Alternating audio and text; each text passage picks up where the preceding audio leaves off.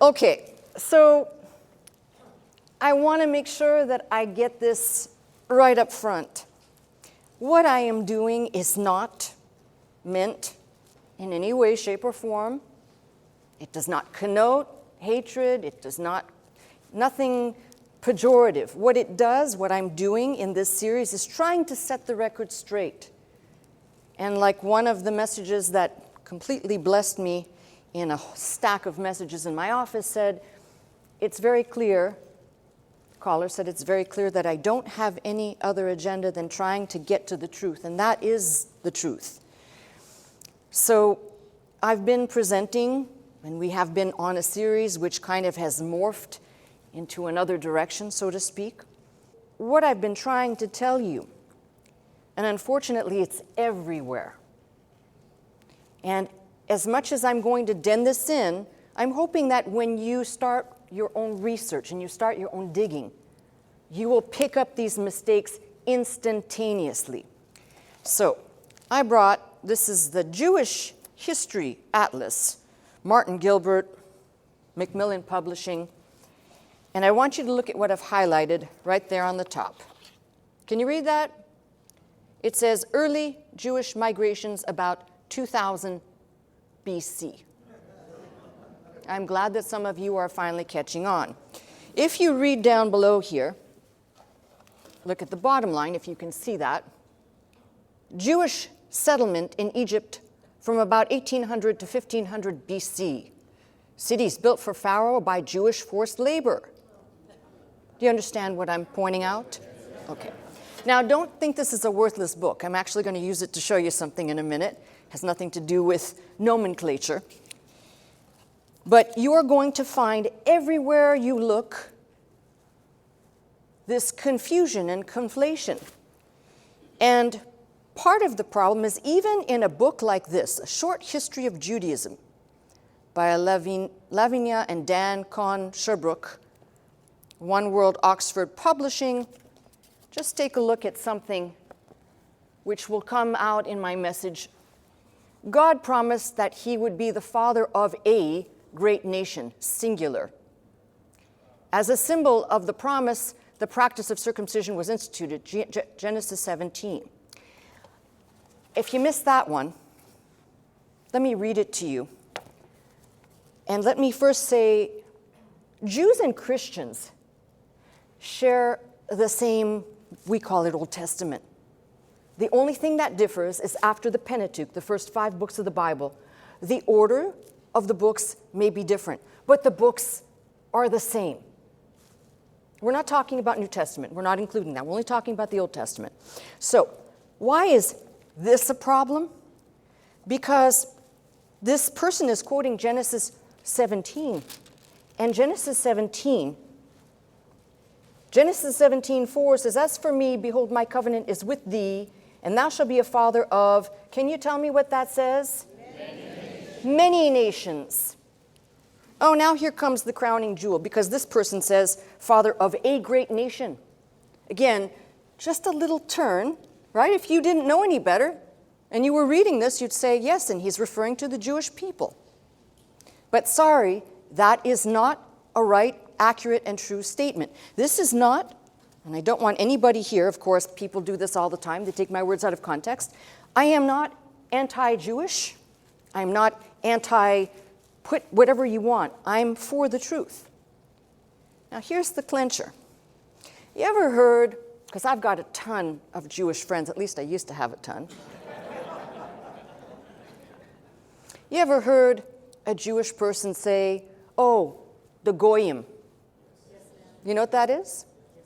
What is it? Gentile, non-Jew, right? So, excuse me, but what the hell are you going to do with this?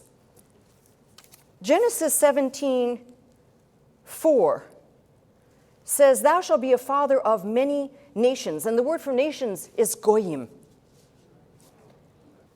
If you don't read Hebrew, I'm sorry, but if you do, let's see here. father of many nations. Can you see that? Yes, G, Vav, or Gimel, Vav, Ayin, or I'm sorry, it's Gimel, Vav, Yod, Mem, plural, nations. Now you can say, well, if you pick it up in the Septuagint, it'll say ethnon. But if this is the book that we share, then right there, Houston, we have a problem, okay? So what we're doing is we're looking to find origins. You have way too many people out there that will ascribe Judaism all the way back to Noah or Abraham. Neither one of those can take that nomenclature. So let me now start my message, because that was all just kind of a little shock value, okay? According to the biblical account of the descent into Egypt, which we trace from the book of Genesis, which involves Jacob, whose name is changed to Israel, and I will keep doing that until all the listeners know that Israel first is a man who was formerly named Jacob. Then his children, who are called the children of Israel, that first generation, and all of their descendants, including those that would become enslaved, are the children of Israel. They all stem from essentially one man. There was no land back then called Israel. So let's park that thought for a second. So we navigate Jacob, who is Israel, moving with all of his children, and all of his children later to be referred to as the children of Israel, to the refuge of Egypt into the land of Goshen. I told you that this book had value. So if you're interested, there is Goshen in Egypt, okay? Just so you can put it in your mind of what we're talking about. And by the way, if you're looking for where Abraham came from, Ur of Chaldees, this is his homeland. So we're not looking at a big swath, even though it would be a big swath to walk. We're not looking at massive divides in a continent or something. So they make their way down to Goshen by way of the fact that Jacob, who is Israel, his most beloved son Joseph, who is thought to be dead, and that's a whole entire story I don't want to get into. If you don't know the story, please go into Genesis and read it for yourself, but was taken prisoner for a time and then released and ascended to the second in command, just second under Pharaoh. That was his reward for his good deeds. And as I said, if you don't know the story, please read up on it. I don't have time to review that. That would grant the entire clan of Jacob, who is Israel, to live in the land of Goshen for the period, indefinite, but it began because there was a famine in the land. So Joseph, by his understanding of visions and whatnot, saves his brother and basically saves probably the then known world of that area that was in famine. Now, Jacob, who is Israel, will adopt Joseph's half-Egyptian sons. And so we're clear, that means the mother was 100% Egyptian. Okay? Ephraim and Manasseh will also bear the name, the children of Israel, even though they're adopted. But they will bear that name. And I want you to keep this in mind, because no matter what I say today, this message is about how things can get so warped. And I'm sorry, but this is no different than the Catholic Church making up doctrines that were never in the Bible and calling it dogma, and you must abide by that. And I reject that, because that is man-made ideology with definite agendas. So hear me out. And I'm not wanting people to go emotional on me. I'm looking for people who are digging for facts. You get emotional, you'll get protective about the baggage you carry that you think may be right. And I'm not interested in what people think. We're looking to try and peel back the layers of this proverbial onion to figure things out, because there has been just too much smushing and homogenization and conflation of things. So we know in several different passages, in several different verses of the Bible, that it is said that the children of Israel would be strangers in the land of Egypt. They would be afflicted, and then they would come out, a mighty people, into a land that God had sworn to them.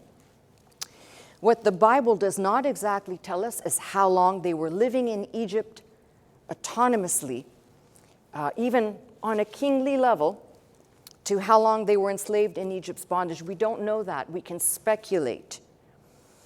But this matters for many reasons. Just put on your thinking cap for a second and think about this.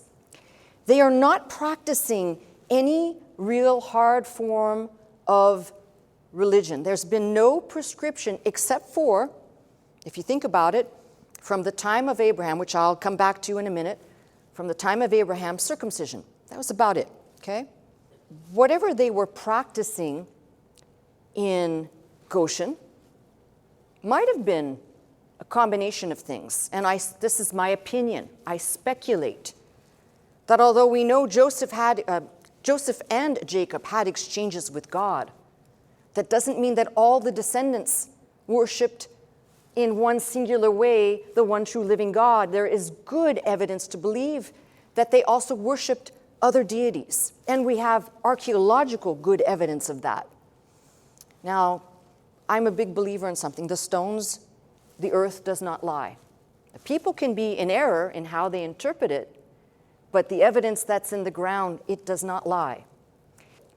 We can put together a brief history, but the important thing is to ask, were they worshiping God as we know it today? And the answer is no. Okay? No. We don't have that much information? No. Now, one of the worst things that has happened is this massive homogenization in terms of this period to say that the family of Jacob, Israel, as I just showed you in this book, and I can keep bringing the books if you like, to state that Jacob, Israel, is being referred to as Jewish. They were not. And by now, anyone listening to me knows that Abraham was not Jewish. All you've got to do is look into, and I plead with people who are shaking their fist in anger at me, look into the history of Ur, a very advanced civilization, but they were not worshiping in a singular way, like a monotheism. They were not practicing that. Paganism, idol worship. In fact, we read in the book itself, Terah, Abraham's dad, was an idol worshiper, which tells you most likely what the father does, the son usually does too, but we're not told anything about that regarding Abram. Could that be conveniently omitted? I'm just saying, let's not romanticize or fantasize. I want to read what's here, but I'm not interested in people painting a picture that may not be completely accurate. As I said, we're all guilty of this, of kind of depicting the people in the Bible as we'd like to see them, and maybe not as they actually were. Does that make sense? Okay. We have key words that are used in the conversations between God and Abram. Your seed, your descendants, but nowhere does God identify himself except as the names that he reveals himself, and in no way can connote Jew or Judaism, nor Abraham for that matter, so I'm just repeating myself. But the conversation about sorting people out can and does begin here. Probably it will take us hundreds of years from the conversation had with Abram. It will take us hundreds of years to see Judaism emerge as we know it. And I'm going to back this up. So for all those people out there, you don't want to hear this, shut me off, tune me out.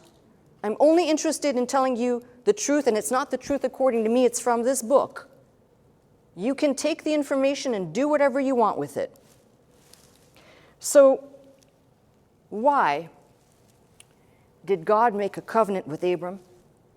He's an idol worshiper. He comes from a foreign land. He's not even from some, we know his background is not something stellar. And the covenant itself is no ordinary covenant. It's no longer a rainbow, as was Noah's. This one is, you got to circumcise.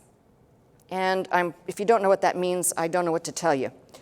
Now, the covenant itself is not ordinary because it actually touches the human body. It's the cutting of the human body. So before I go down the pathway of talking about this covenant, let me tell you that and this is the hard part, I don't want anybody here thinking that I'm negating or I'm lessening, but I'd like to point something out. If you study history, particularly in antiquity, you will find that the oldest extant proof of circumcision was practiced by the Egyptians. On the door of the 6th dynasty tomb of Pharaoh Enkamehor, dated from 2355 to 2300 BC, a circumcision scene is depicted, placing this before Abram's time. It is the oldest extant depiction of an act of circumcision from ancient Egypt. They are not the only people. The Egyptians, that is the oldest proof we have. To the most current, which would be the descendants of Muhammad and followers of Muhammad. And there is a split even amongst those who are adherents to Islam. Most do what is called circumcision, khitan or khitana. I'm probably not saying it right. Some will follow and do it at the age of 13, because that's when Ishmael was circumcised. Others adhere to an 8-day, but the problem with that is those that adhere to an 8-day do not line up properly with the prescribed ordinances for these peoples. There's a lot of, even inside Islam, there's a lot of discussion about this which doesn't end agreeably. Let's leave that one alone. All right, so I want to now go to Genesis 17. I'm taking you there now to point some certain things out that will start to make sense of this covenant. So here we go, Genesis 17. And when Abram was 99 years old, the Lord appeared to him and said unto him, I am the Almighty God, walk before me and be thou perfect. I will make my covenant between me and thee, and will multiply thee exceedingly. Now, this is not the first time that God has spoken to Abram. But this one is kind of the, let's seal the deal now. Abram fell on his face, and God talked with him, saying, As for me, behold, my covenant is with thee, and thou shalt be a father of many nations. Goyim. Neither shall thy name any more be called Abram, but thy name shall be Abraham, for a father of many nations have I made thee.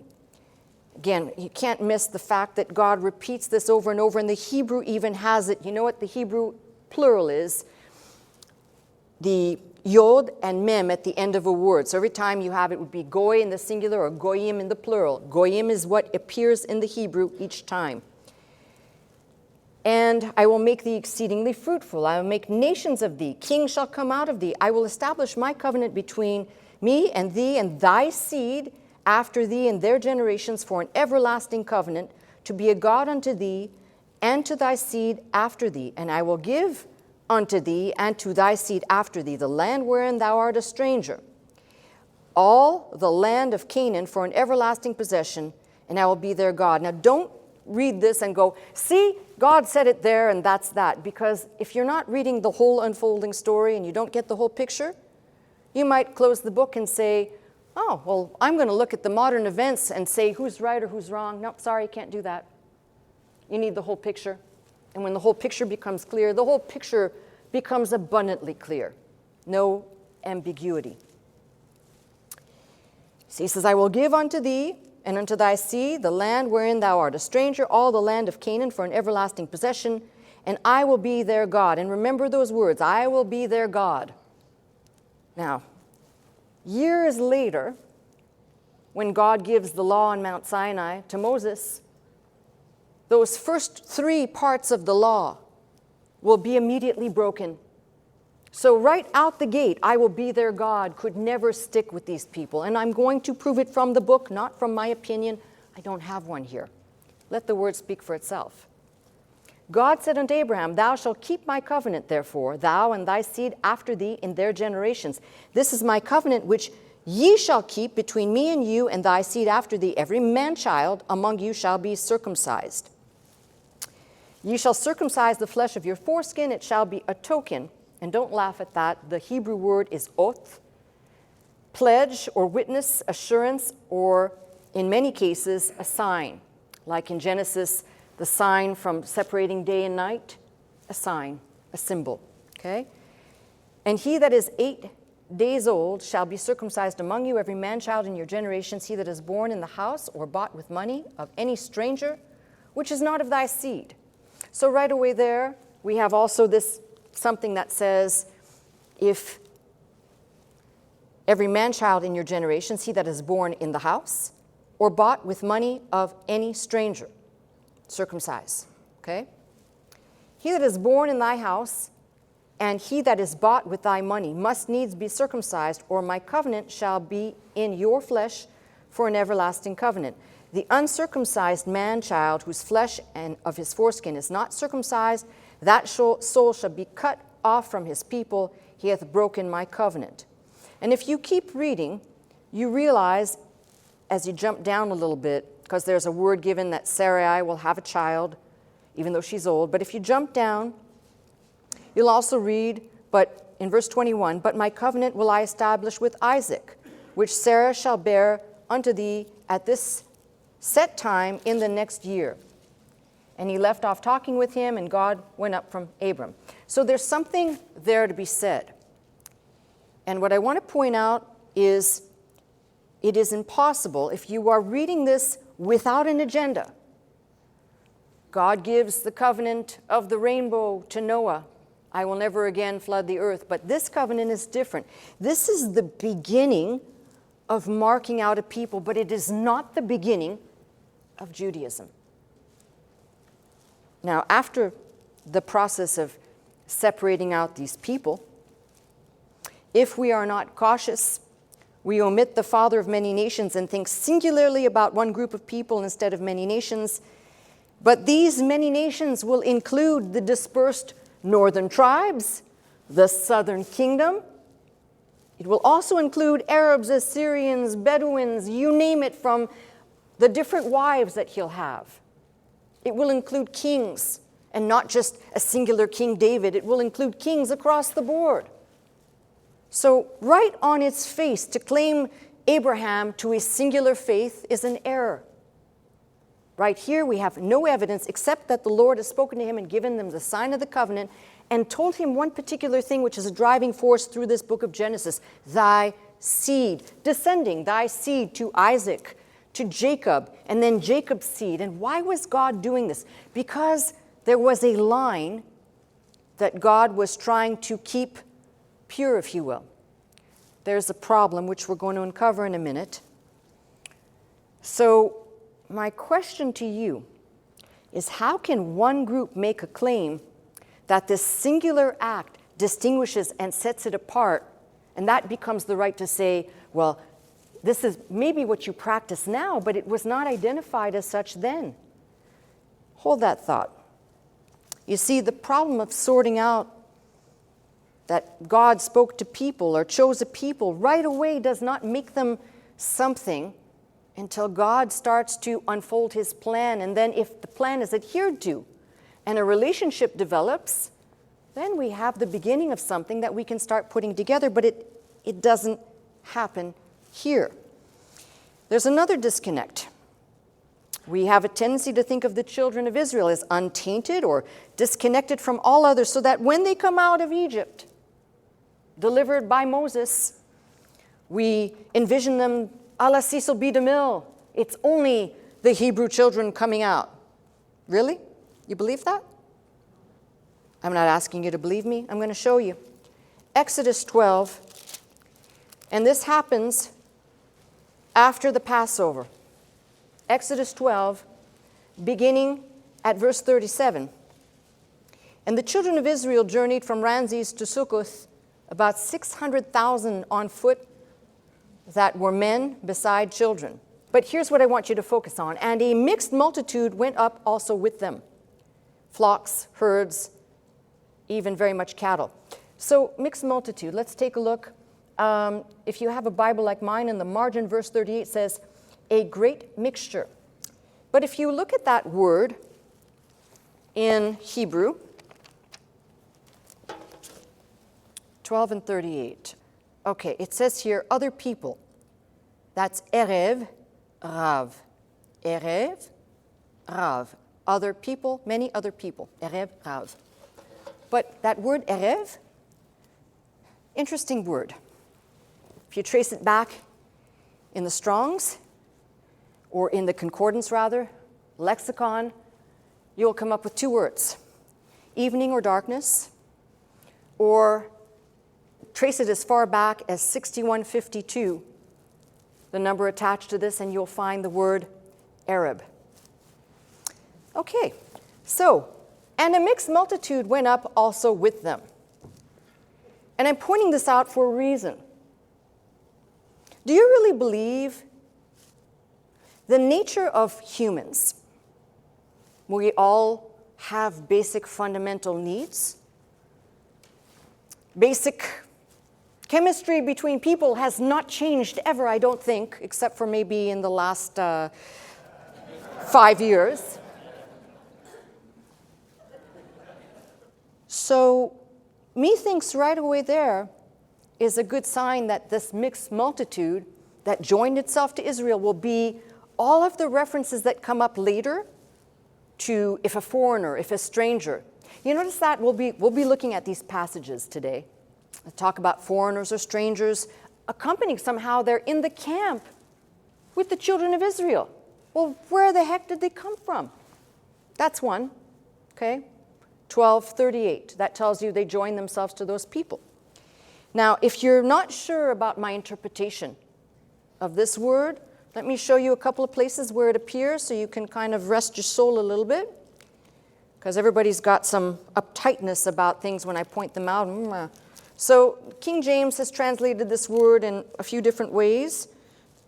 Here, in Nehemiah, don't turn there because it says the same thing. In Nehemiah 13:3, now it came to pass when they heard the law that they separated from Israel all the mixed multitude. That's in Nehemiah 13:3. And then other translations, and you've got the word appearing again in Jeremiah 25:20, 25:24, 50:37, Ezekiel 35. All of these references are to foreigners. So, a mixed multitude, even if you want to make it very generic, foreigners joined themselves to the children of Israel on their journey out of Egypt, on the way out. That becomes pretty important. Why? Because we tend to paint this picture. I don't know if it's because we've all seen too many movies or something, that they were singular, a singular people came out, and somehow they're isolated. All right, love the idea of this, but it ain't so. So if we keep reading, we see the idea of foreigners joining themselves to the children of Israel becomes more and more clear because of the instructions given to Moses to sort people out. And now we're actually beginning to see some markers, if you will, so that as we move on in Exodus, you're seeing something become more and more evident of God marking out a people, not yet referred to as Jews. Now, in the same chapter I just pointed you to, verse 43 says, "And the Lord said unto Moses and Aaron, This is the ordinance of the Passover. There shall no stranger eat thereof." Okay? No one's allowed to eat the Passover. No stranger is allowed to eat it. And interestingly enough, I hate to say this, but if you look at this section here, no stranger, this other word in Hebrew, nekar, alien, foreign, stranger, not a part of the original group, but only one criteria could make that stranger included. Do you know what it is? Yeah. Not being born by a Hebrew or Israelitish mother, if you want to make a reinterpretation of concepts. Circumcision. You want to eat the Passover meal in the Promised Land, you're going to have to do a little chop. By the way, they were given the instructions for the Passover, but they are told that they will not celebrate the Passover until they enter the Promised Land. That is verse 5. "When it shall be, when the Lord shall bring thee into the land of the Canaanites, the Hittites, the Amorites, the Hivites, the Jebusites, which he sware unto thy fathers to give thee, a land flowing with milk and honey, that thou shalt keep this service in this month." So evidently, and there may be a passage I've missed. I'm going to tell you when I think there may be an omission somewhere, but it seems like they may not have celebrated the Passover until they entered into the land. Now, what does that make or break anything? No.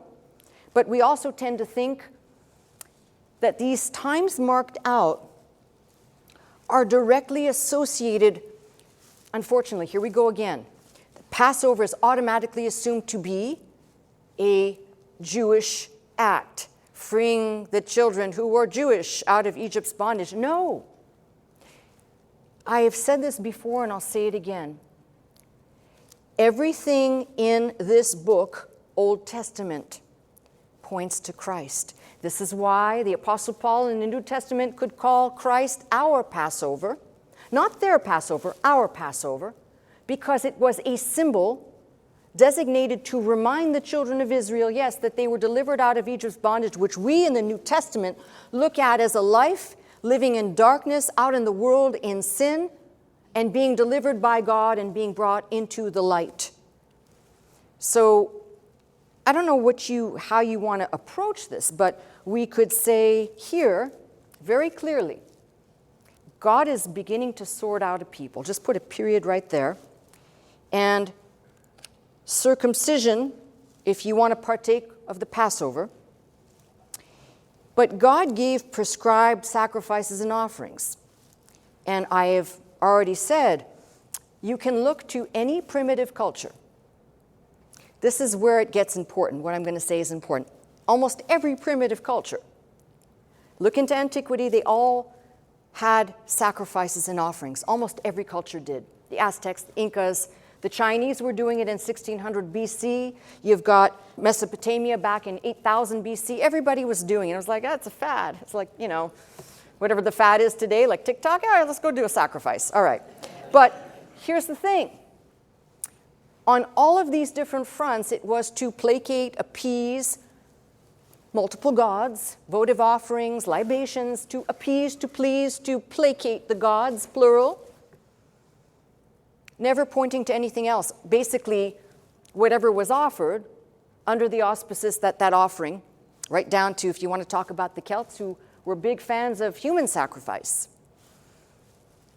All designed to appease the gods. But here we have something a little bit different. And why do I say that? Because all of the sacrifices and offerings that God gave to the children of Israel point to Christ. There's a value. It's no longer just something. They are emblems, shadows, and types themselves.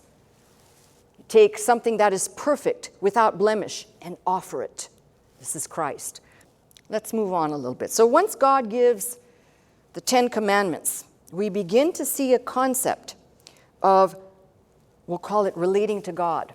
This is the first time we're seeing some concept of God laying out rules of relating. So, take a look at something. Exodus 20, just a few pages away if you were at the last place I stopped. And Exodus 20 begins the 10 Commandments. And this passage starts with saying, I am the Lord thy God, which have brought thee out of the land of Egypt, out of the house of bondage. What's the first thing he says? Thou shalt have no other gods before me. Now ask yourself the question. Don't look at this as, this is the 10 Commandments. I've read the 10 Commandments my whole life. Look at this by saying, why would God start there? Thou shalt have no other gods before me, because it makes it abundantly clear. You cannot see it in this book. But if you go back into antiquity, you can see these people were at any point worshiping a whole, and you don't need my word on this. As you comb through here, you will find them worshiping, throwing their children into the fire, the god of Molech. You'll find all kinds of deities being worshipped by these people, even though they know they should not, including the golden calf event, which happens in Exodus 32. While Moses is up on the mount receiving the law, these people can't wait. How long is he going to be? And it is the children of Israel coming to Aaron and saying, make us something we can worship right now. So hence, take off all your gold, let's put it in a pot, and we'll make a golden calf. And they were worshiping that thing. What's the second thing he says? Thou shalt not make unto thee any graven images. See, my problem here is this. People tend to romanticize this and not think of why God would say this. He knew what was in the heart of man already. That's the thing we cannot play games with. Just like at this very moment, God knows what's in our hearts. Whether we have love for him, whether we have faith, whether we are abiding in his word. He knows all these things. It doesn't make you better or worse than somebody else, but he knows everything that could be known about you and about me. So what would make these people any different? This is why he starts with, thou shalt have no other gods before me. Thou shalt not make any graven images or any likeness of anything that is in heaven above, that is in the earth beneath, or what is in the water under the earth. Thou shalt not bow down thyself to them, nor serve them. For I, the Lord thy God, am a jealous God, visiting the iniquity of the fathers upon the children unto the third and fourth generation of them that hate me. So right there, three things will be violated. Now God is presenting a way to relate. That's the beginning of establishing a people. But if the people don't abide by what God says, what do you do with that? Does that still make them the people of God? Because here's the problem. The problem is, I think, what every Bible student might grapple with. Exodus and Leviticus, we see God giving a moral code, ethical instruction to this wandering band. A structure begins to be seen. For example, one can only approach God now through the priesthood. This will be established all in the Pentateuch, first 5 books of the Bible, which is radically different than before when God just approached Abram, or he approached Isaac, or he spoke to Jacob. Radically different. So there is a marked change going on right here. But again, if we're not careful, we'll put all of this through a filter that says, well, this is how Judaism developed. No, I'm sorry to tell you, this is a structure that we can call a Hebrew worship practice, the beginning, the genesis of Israelitish practices in the desert, but not yet known as Judaism. We comb the pages of Leviticus, and we have many references. I just finished talking about this not even 10 minutes ago, to strangers. But there's a pole shift that happens, and let me show you what that is. So remember, there seemed to be this negative connotation towards strangers at all. And then suddenly there's a shift in, let's see here, I hope I'm reading this from the right place. Yep, in Leviticus 17. And thou shalt say unto them, whatsoever man there be of the house of Israel, or of the stranger which sojourn among you, that offereth a burnt offering or sacrifice, and bring it not unto the door. So we can tell that there were people, there were strangers there, but there is a word there, I believe it's in 17:13. And whatsoever man there be of the children of Israel, or of the strangers that sojourn among you, which hunteth and catcheth the beast or fowl that may be eaten, he shall even pour out the blood thereof, cover it with the dust. There's so many references here to the stranger, the stranger, the stranger. But one reference in particular that caught my attention, which is, he shall be as one born among you, thou shalt love him as thyself, for you were strangers in the land of Egypt. And it appears this shift towards strangers, from where God said no, suddenly strangers are being mentioned on a regular basis more and more. And why is this important to us? Because I'm telling you something, knowing the nature of what happened here, in the future, generations in the future, when they finally get into the land and they're told to expulse the people in the land, they cohabitate with the people that lived in the land. They don't get rid of them.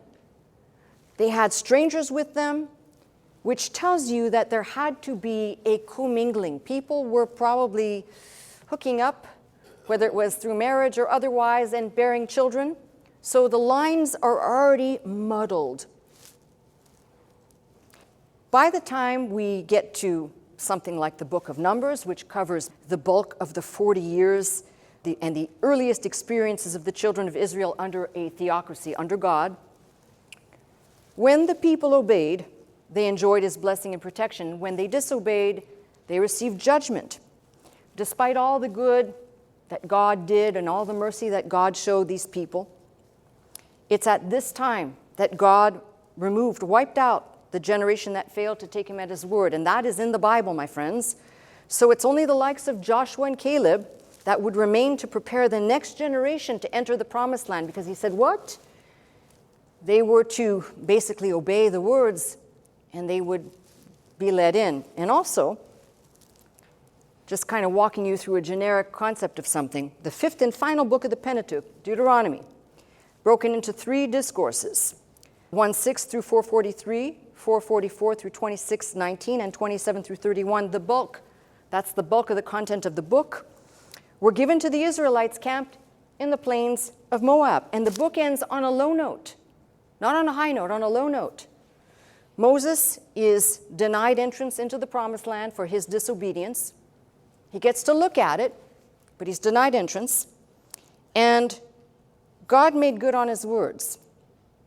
They were commanded to not do that which was right in their own eyes, which would later come to characterize a whole nation. But those that were admonished to follow God, they paid the price. They were not let in. The scripture says God strewed their bones in the wilderness. So this is what I think is my problem. I'm looking at this and I'm seeing it is a repeated concept, disobedience, disobedience. God says, if you do this, I bless you, and if you do that, I curse you. And specifically on this subject, we're looking at God's, we'll call it covenant commitment. So,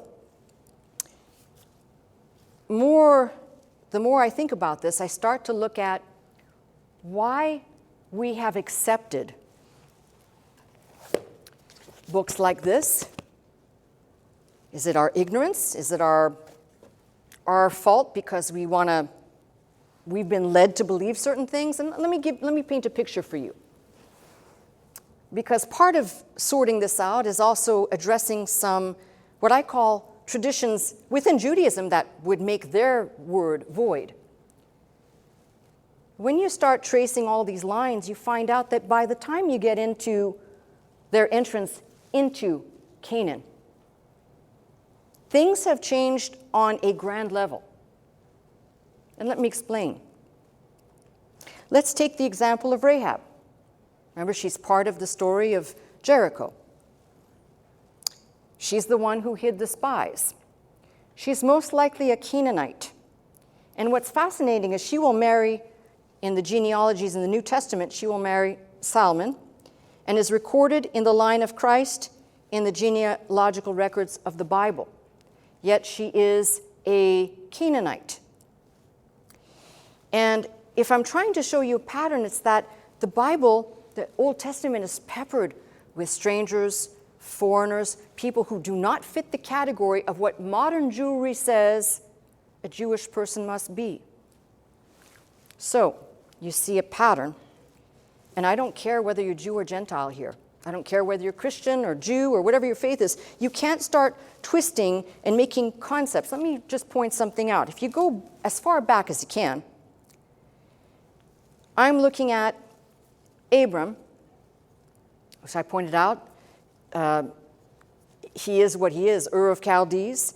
But the same people who will call Abraham Jew will also ascribe that Isaac's wife, Rebekah, daughter of Bethuel, that she must be part of the children of Israel, or she might be a Hebrew. But in fact, she is a descendant from pagan ancestry on both sides of Nahor and his wife.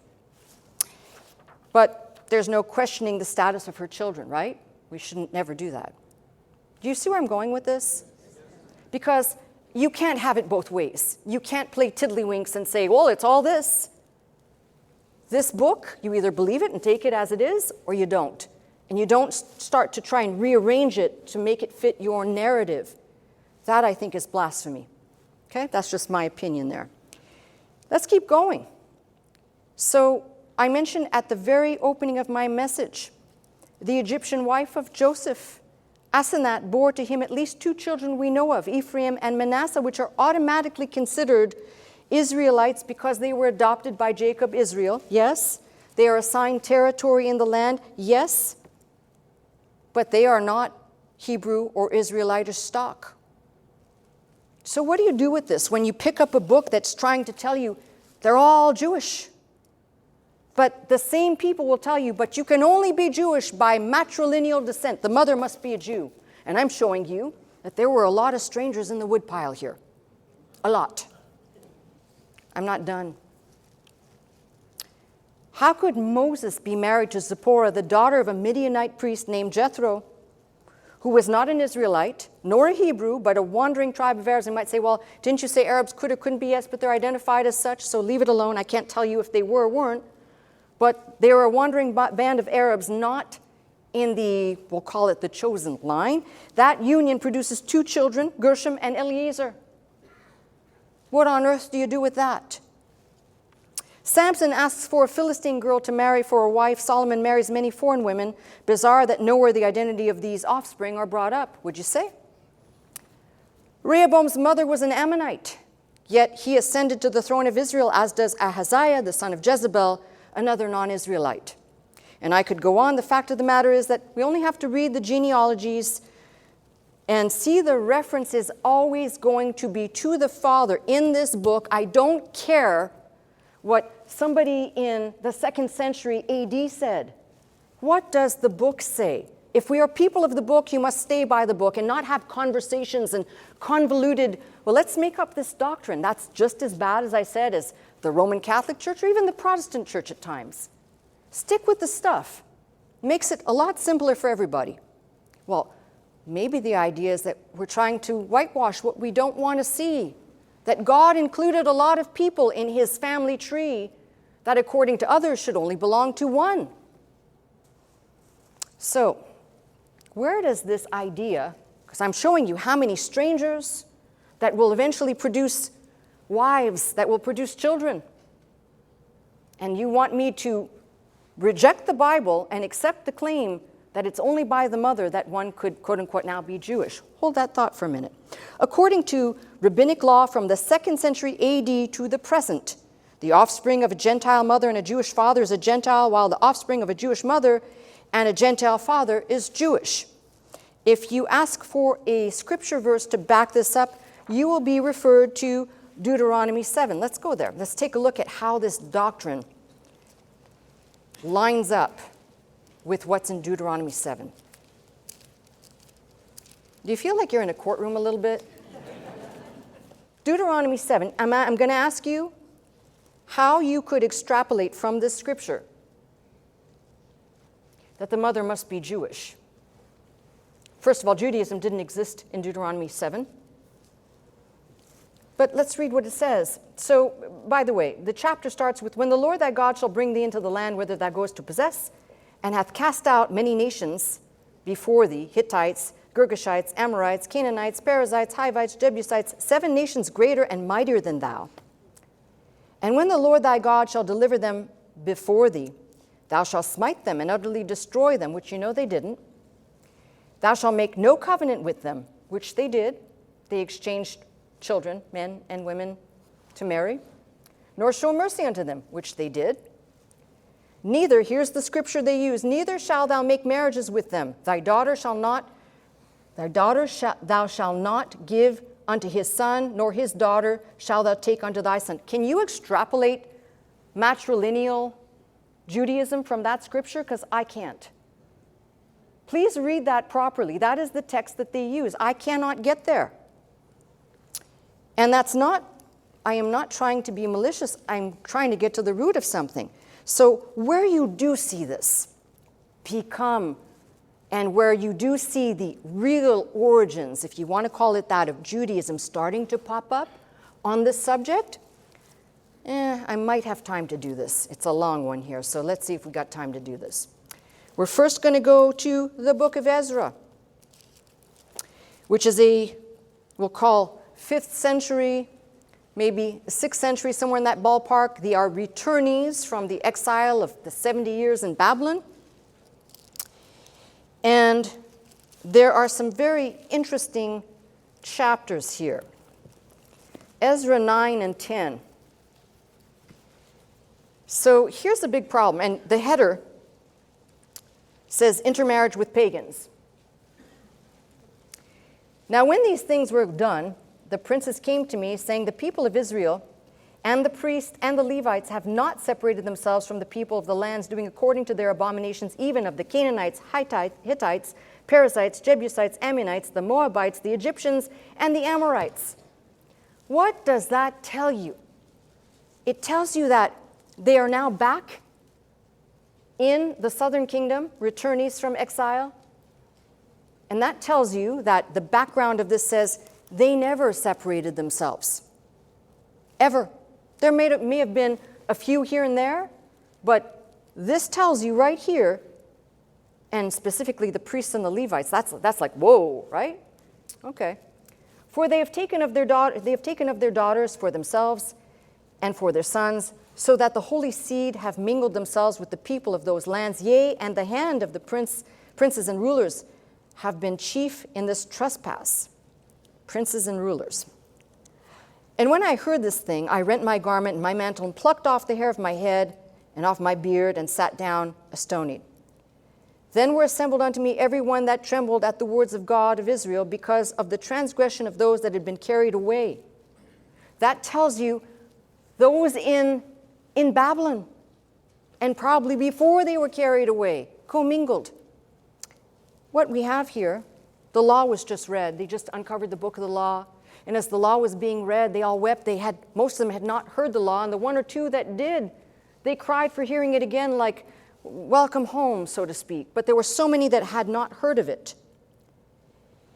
And at the evening sacrifice, I arose from my heaviness, and having rent my garment and my mantle, I fell upon my knees and spread out my hands unto the Lord my God, and said, O my God, I am ashamed and blush to lift up my face to thee, my God, for our iniquities are increased over our head, and our trespasses grown up unto the heavens. Since the days of our fathers, we have been in a great trespass unto this day. Would you like an interpretation of that one? Since the days of our fathers, we have been in a great trespass unto this day. For our iniquities we have our kings, our priests, been delivered into the hand of the kings of the lands, to the sword, to captivity, and to spoil, and to confusion of face, as is this day.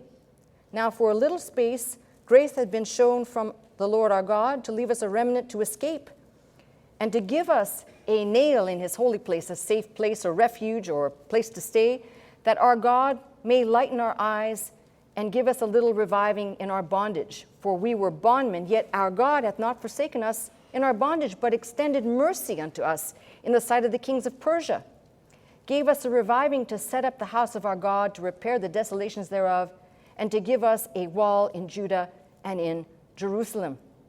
And now, God, our God, what shall we say after this? For we have forsaken thy commandments, which thou hast commanded by thy servants the prophets, saying, the land unto which you go to possess it is an unclean land, with filthiness of people of the lands, with their abominations, which they have filled from it from one end to the other, with their uncleanness.